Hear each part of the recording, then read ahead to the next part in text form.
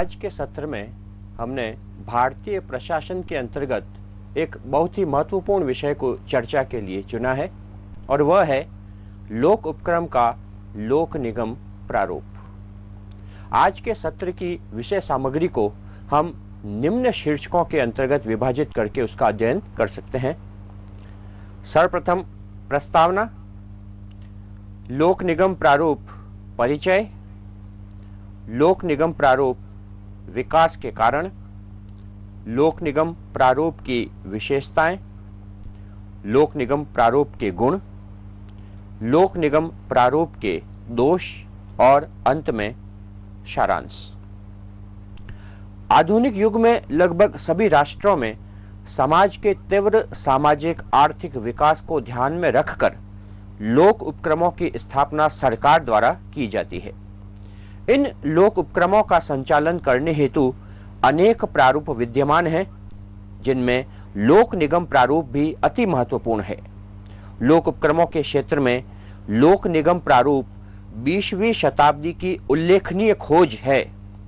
कोई भी सरकार लोक उपक्रमों के क्षेत्र में लोक निगम प्रारूप का उपयोग करके लोक कल्याणकारी उद्देश्यों की पूर्ति व्यावसायिक तरीके से कर सकती है। विद्यार्थियों, यह निर्विवादित सत्य है कि प्रत्येक सरकार अपने समाज और राष्ट्र के सामाजिक आर्थिक विकास के लिए लोक उपक्रमों की स्थापना करती है।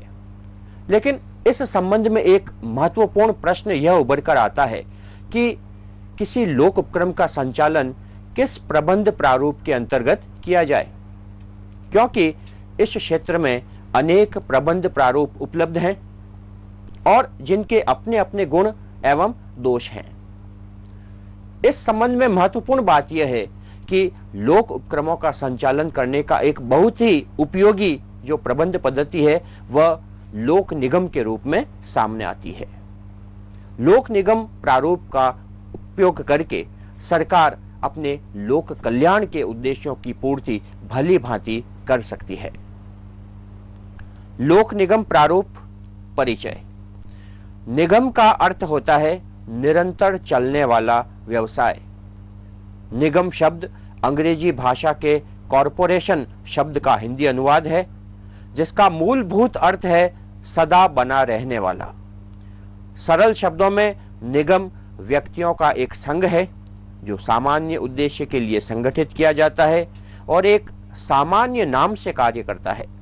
निगम राज्य द्वारा मान्यता प्राप्त एक ऐसा निकाय है जो एक औपचारिक समझौते के रूप में होता है।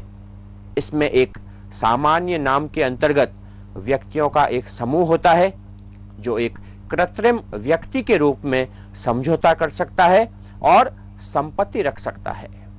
विद्यार्थियों, यदि लोक निगम का परिचय हम प्राप्त करें तो इसके शाब्दिक अर्थ से आरंभ किया जा सकता है। निगम शब्द का अर्थ है निरंतर चलने वाला व्यवसाय। जब किसी व्यवसाय को संचालित करने के लिए बहुत से व्यक्ति एकत्र होकर एक संघ का निर्माण करते हैं तो वह निगम कहलाता है। यहाँ पर ध्यान देने योग्य बातें हैं कि ऐसा संघ एक कृत्रिम व्यक्ति के रूप में अधिकारों का उपयोग करता है। वह संपत्ति खरीद सकता है, वह समझौते कर सकता है। इससे भी आगे बढ़कर वह किसी संस्था या व्यक्ति पर मुकदमा कर सकता है और लोक निगम पर भी किसी व्यक्ति या संस्था द्वारा मुकदमा किया जा सकता है। लोक शब्द का अर्थ सार्वजनिक या सरकार से लिया जाता है, अतः लोक निगम से आशय निरंतर चलने वाले ऐसे निकाय से है जो लोक हित के उद्देश्य से सरकार द्वारा स्थापित किया जाता है। विद्यार्थियों, लोक निगम का जो अर्थ उभर कर सामने आता है वो निरंतर चलने वाला व्यवसाय। यहाँ पर निरंतर चलने पर हम इसलिए जोर दे रहे हैं कि चाहे सरकार बदल जाए, चाहे सरकार की नीतियां बदल जाए, चाहे राजनीतिक नेतृत्व बदल जाए, लेकिन ये जो निगम जैसे निकाय है ये बिना किसी व्यवधान के निरंतर कार्यशील बना रहता है। और जब इसके साथ लोक शब्द लग जाता है तो इसमें सरकारी तत्व यानी कि सरकार द्वारा जनता के धन से जो निगम स्थापित किया जाता है वो लोक निगम कहलाएगा। भारत में निगम प्रणाली प्राचीन काल से विद्यमान है। भारत में स्वतंत्रता से पूर्व केवल एक निगम रिजर्व बैंक के रूप में था, किंतु स्वतंत्रता के बाद भारत में लोक निगमों के महत्व तथा संख्या दोनों में वृद्धि हुई। केंद्र सरकार के क्षेत्र में भारतीय औद्योगिक वित्त निगम, इंडियन एयरलाइंस कॉरपोरेशन, केंद्रीय भंडार निगम, भारतीय खाद्य निगम तथा अन्य अनेकों निगम स्थापित किए गए। भारत में लोक निगमों की स्थापना की दृष्टि से कुछ उद्देश्य निर्धारित किए गए हैं, जैसे साख के बढ़ाने या सुगम बनाने के लिए, औद्योगिक विकास के लिए, किसी प्रदेश विशेष के सर्वांगीण विकास के लिए तथा जनहित सेवाएं प्रदान करने हेतु जनता के धन का सदुपयोग करना। विद्यार्थियों, भारत में लोक निगम प्रारूप को अपनाने के अनेक कारण हैं। जब सरकार किसी क्षेत्र में सार्वजनिक सेवाओं के साथ साख भी या बढ़ाने या उसे सुगम बनाने के लिए प्रयास करना चाहती है तो वो लोक निगम स्थापित करती है। जैसे उदाहरण के लिए जीवन बीमा निगम सामाजिक हित के साथ साख के क्षेत्र में भी कार्य करता है। किसी प्रदेश विशेष का सर्वांगीण विकास, ये भी सरकार का प्रमुख उद्देश्य होता है। जैसे दामोदर घाटी विकास जो निगम है, ये इसी उद्देश्य से स्थापित किया गया है। भारत में जहां एक तरफ सरकार के स्वामित्व वाले जीवन बीमा निगम, भारतीय खाद्य निगम इत्यादि हैं, तो साथ ही सरकारी एवं निजी दोनों क्षेत्रों के सहयोग से संचालित मिश्रित निगम भी हैं, जैसे अंतर्राष्ट्रीय वित्त निगम। विद्यार्थियों, लोक निगमों की स्थापना स्वामित्व के आधार भी कई प्रकार से की जाती है। जब सरकार संपूर्ण पूंजी स्वयं की लगाती है तो वह पूर्णतया सरकार के स्वामित्व वाला लोक निगम हो जाता है, और जब सरकार निजी क्षेत्र के साथ पूंजी का सहयोग करते हुए कोई लोक निगम स्थापित करती है तो वह मिश्रित निगम के रूप में सामने आता है, जैसे अंतर्राष्ट्रीय वित्त निगम। लोक निगम प्रारूप विकास के कारण आधुनिक समय में नागरिक जीवन की आवश्यकता एवं लोक कल्याण की भावना के कारण राज्य के लिए व्यापार, वाणिज्य एवं औद्योगिक क्षेत्र में प्रवेश करना आवश्यक हो गया। लेकिन इस संबंध में यह समस्या थी कि पहले से चली आ रही विभागीय प्रबंध प्रणाली को वाणिज्य एवं उद्योगों के संचालन हेतु अनुपयुक्त माना गया, क्योंकि इसमें लाल फीताशाही, लंबी कार्य प्रणालियां एवं कठोर कानूनों के कारण उद्योग सफल नहीं हो सकते। विद्यार्थियों, यहाँ एक यह प्रश्न उत्पन्न होता है कि लोक निगम प्रबंध प्रणाली है या जो प्रारूप है, इसका विकास क्यों हुआ। यह सत्य है कि सरकार सदैव से ही यह प्रयासरत रही कि समाज और राष्ट्र का सामाजिक आर्थिक विकास हो और इसके लिए लोक उपक्रमों की भी स्थापना की जाए। लेकिन प्रमुख समस्या यह आई कि पहले से चली आ रही जो विभागीय प्रणाली थी उसमें कुछ ऐसे दोष थे, जैसे नौकरशाही, लाल फीताशाही, लंबी कार्य प्रणालियां, कठोर नियंत्रण, और इन सब दोषों के कारण वाणिज्य और उद्योगों के क्षेत्र में कोई भी निकाय सफल नहीं हो सकता।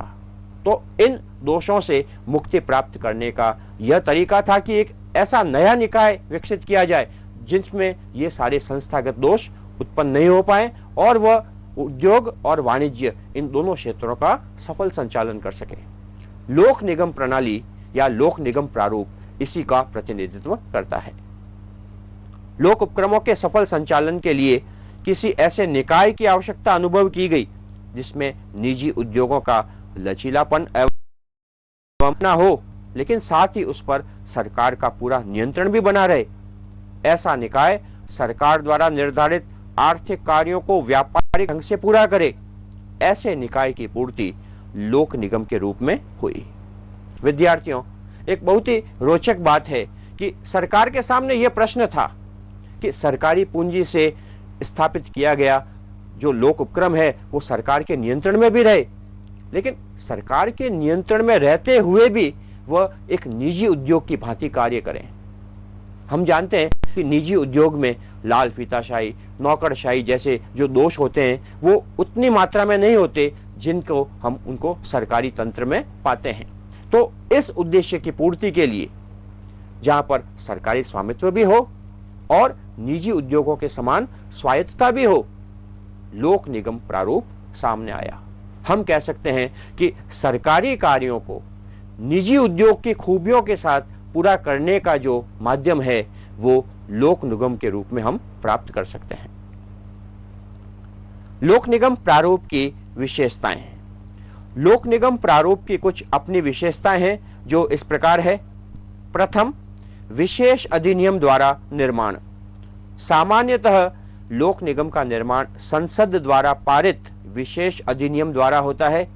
इसी अधिनियम में उस लोक निगम के उद्देश्य, अधिकारों, कार्य क्षेत्रों, शक्तियों एवं प्रबंध संबंधी नियमों का उल्लेख कर दिया जाता है। स्थापना के समय लोक निगम में विनियोजित पूंजी को देश के बजट में दर्शाया जाता है। अधिनियम में सरकार द्वारा प्राप्त किए जाने वाले लाभांश का भी वर्णन होता है।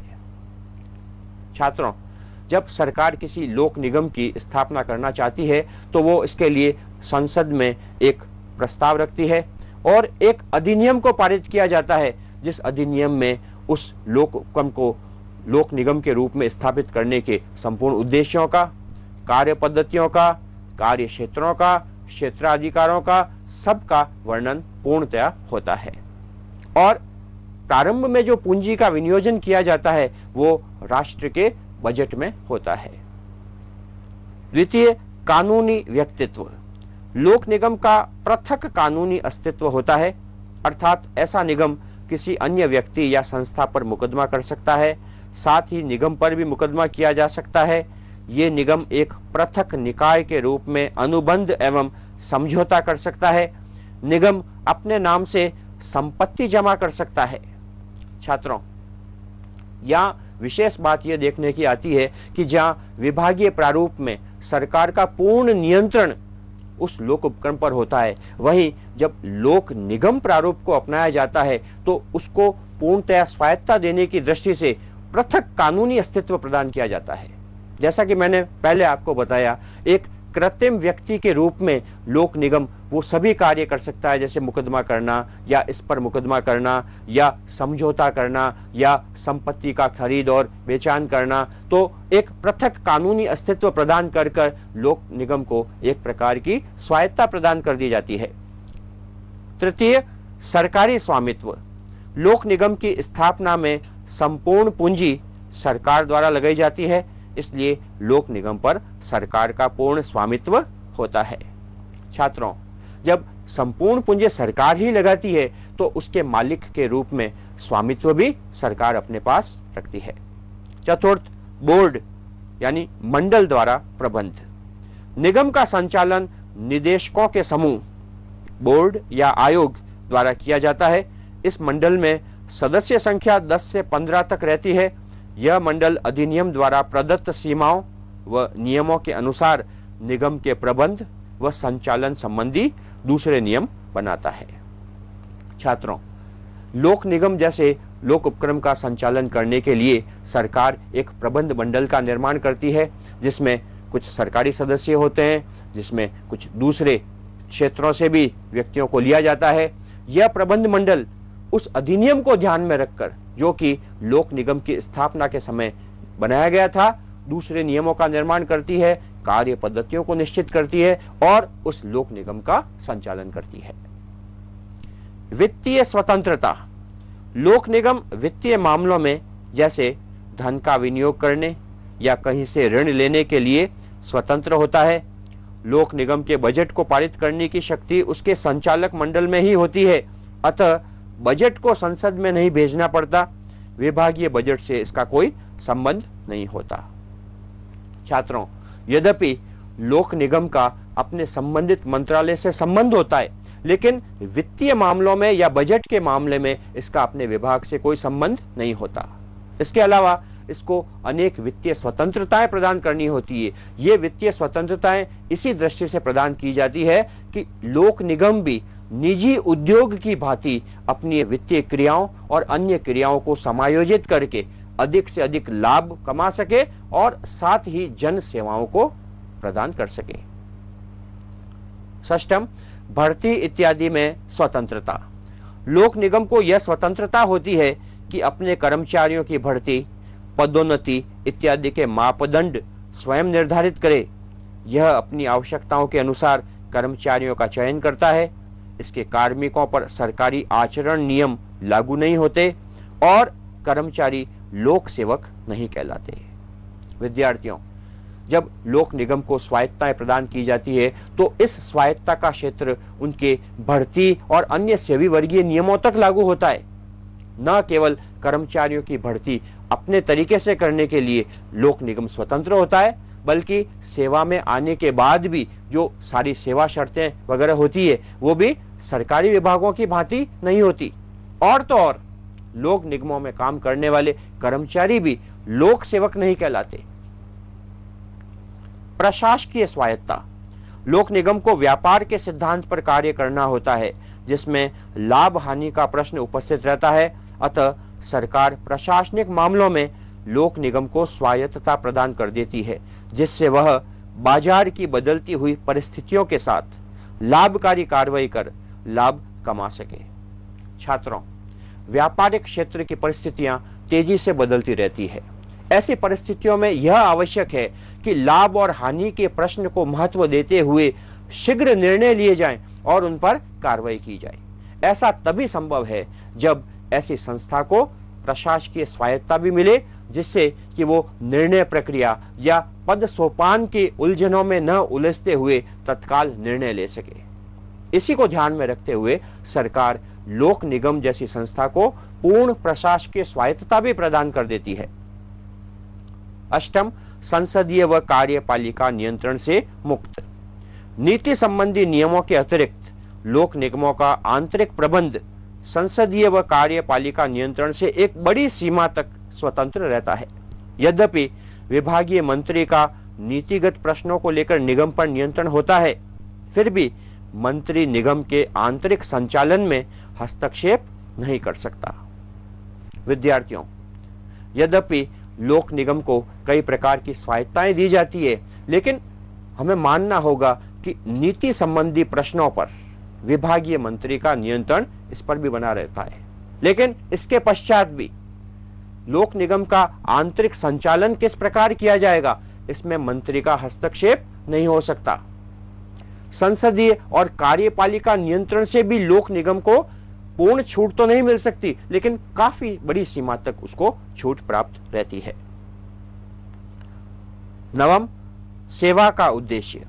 लोक निगम वाणिज्यिक प्रकृति के होते हुए भी उनका मूल उद्देश्य लोक सेवा होता है और लाभ कमाना उनका मुख्य उद्देश्य न होकर गौण उद्देश्य होता है।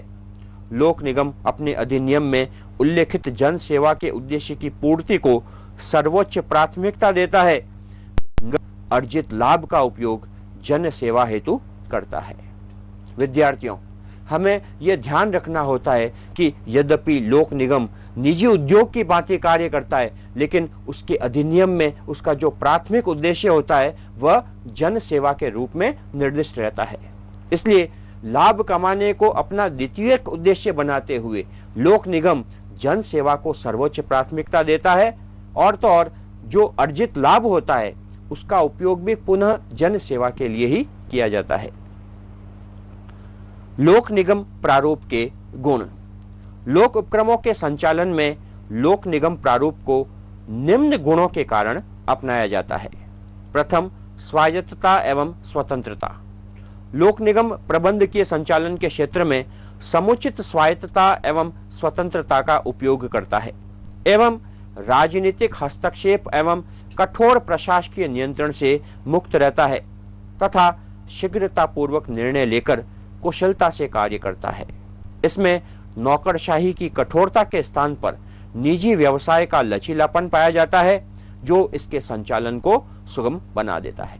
छात्रों, लोक निगम प्रारूप का जो सबसे बड़ा गुण है, इसका निजी उद्योगों की भांति कार्य करना, और इसके लिए अनेक प्रयास किए जाते हैं। जैसे राजनीतिक हस्तक्षेप से इसे बचाया जाता है, नौकरशाही की कठोरता से बचाकर प्रशासकीय स्वायत्तता प्रदान की जाती है और इसकी कार्य प्रक्रिया को पर्याप्त सीमा तक लचीला बनाया जाता है।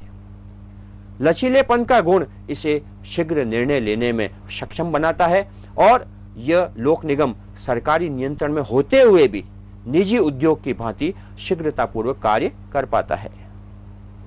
द्वितीय, प्रशासकीय लाभ। लोक निगम भी निजी उद्यमों की भांति विशिष्ट योग्यताधारी एवं विशेषज्ञों की नियुक्ति कर सकता है, क्योंकि इसमें कार्मिक प्रशासन संबंधी स्वायत्तता होती है। इससे लोक निगम में कार्य कुशलता बढ़ जाती है। छात्रों, जब लोक निगम को सेवी वर्ग के संबंध में पर्याप्त स्वायत्तता होती है तो वह अपनी उद्योग की विशेष परिस्थितियों को ध्यान में रखते हुए और आवश्यकताओं को ध्यान में रखते हुए विशिष्ट योग्यताधारी विशेषज्ञों की नियुक्ति कर सकता है, जो कि विभागीय प्रबंध प्रणाली में संभव नहीं होता। ऐसा करके वो अपनी कार्यकुशलता को बढ़ा सकता है। यह लोक निगम प्रारूप का एक बहुत बड़ा गुण है। तीसरा, जनहित का लक्ष्य। लोक निगमों का मुख्य लक्ष्य जन सेवा एवं जन कल्याण होने से ये राष्ट्र में समाजवादी प्रवृत्तियों को प्रोत्साहन देते हैं तथा नागरिकों के जीवन स्तर को ऊंचा उठाते हैं। छात्रों, भारत जैसे राष्ट्र में समाजवाद की प्राप्ति या उसके लक्ष्यों की प्राप्ति एक प्रमुख लक्ष्य है। इस लक्ष्य या उद्देश्य की प्राप्ति में लोक उपक्रमों की भूमिका महत्वपूर्ण है। वे समाज के विभिन्न वर्गों में सामाजिक और आर्थिक समानता के उद्देश्य की पूर्ति में पूर्णतया सहायक सिद्ध होते हैं। स्थायित्व। विभागीय उपक्रमों की तुलना में लोक निगम का अस्तित्व अधिक स्थायी एवं दीर्घजीवी होता है। देश में सरकार एवं नीतियों के बदल जाने पर भी लोक निगमों की कार्य प्रक्रिया पर विशेष प्रभाव नहीं पड़ता। छात्रों, कोई भी लोक उपक्रम तभी सफल हो सकता है जबकि वो स्थायी हो और राष्ट्र में राजनीतिक सत्ता के परिवर्तन का उस पर कोई प्रभाव नहीं पड़ता हो। लोक निगम प्रारूप ऐसा ही प्रारूप है, क्योंकि इसमें हमने पढ़ा कि निगम सदा चलता रहने वाला निकाय है, अर्थात जब देश में राजनीतिक सत्ता परिवर्तन होती है तो उसका कोई विशेष प्रभाव लोक निगम की कार्य प्रक्रिया पर नहीं पड़ता और यह इसकी सफलता का एक प्रमुख निर्धारक है। सभी वर्गों का प्रतिनिधित्व। लोक निगम के प्रबंध मंडल में निजी उद्योगपतियों, श्रमिकों, उपभोक्ताओं, अर्थशास्त्रियों व व्यापारिक प्रतिनिधियों, इन सभी को सम्मिलित किया जाता है। इससे समाज के सभी वर्गों के हितों की रक्षा हो जाती है।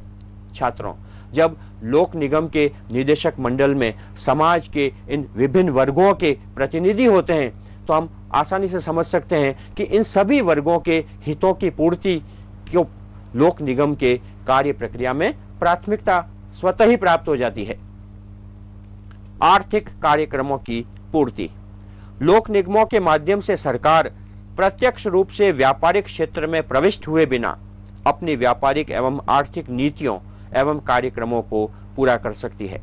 वास्तव में लोक निगम व्यावसायिक कार्य संचालन के माध्यम से जनहित के उद्देश्यों की पूर्ति करने वाली महत्वपूर्ण कार्य पद्धति है। विद्यार्थियों, सरकार का परम उद्देश्य है जन सेवा, लेकिन इस जन सेवा के उद्देश्य को वह व्यावसायिक पद्धति से कार्य करके पूरा करना चाहती है और इस क्षेत्र में जो प्रमुख उपकरण बनता है वह लोक निगम बनता है।